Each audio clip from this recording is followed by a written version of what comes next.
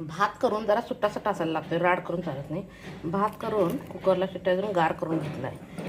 तेल आणि तूप पण वापरता चालते, कारण मी तेल आणि तूप दोन्ही वापरणार आहे.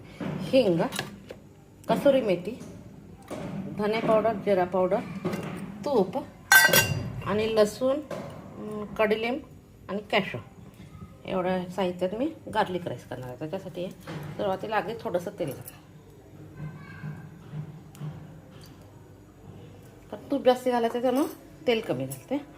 आता एक हिरवी मिरची बारीक चिरून घेते. तेल तापलं, थोडंसं तापलं आहे, जिरं मोहरी घालून घेते.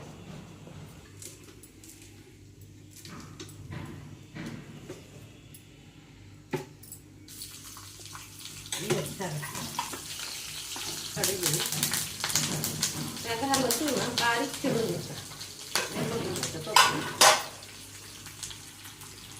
तापायला लागले तोपर्यंत बारीक चिरून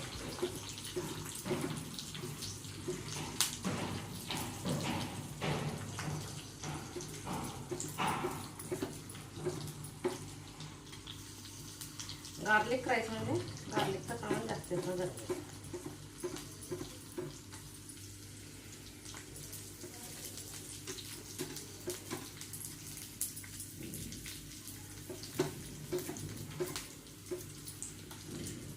जरा असं गॅस मोठा करायचा हा, चांगलं भाजून घ्यायचं.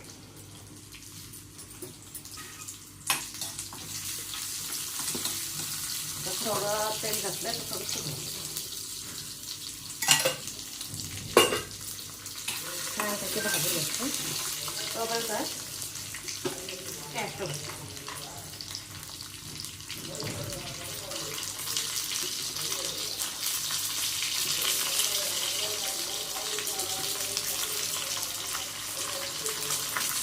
थोडीशी कसुरी मेथी.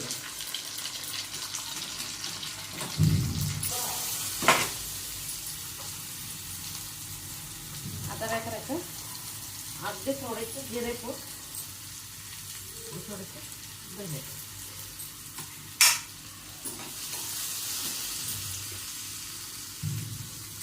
हिंग अगदी थोडं. आता गॅस बंद करायचा. बंद केला. आता आपल्याला मागच्या भात किती पाहिजे फोडून घ्यायचं.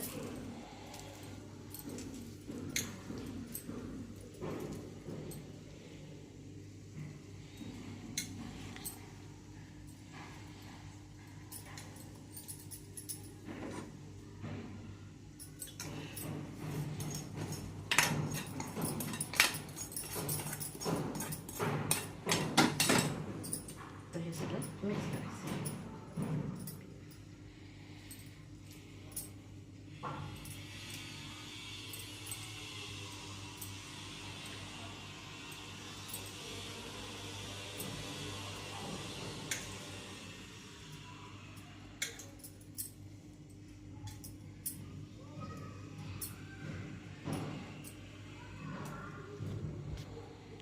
आता आपले करायचं खाण्यासाठी तयार होतं.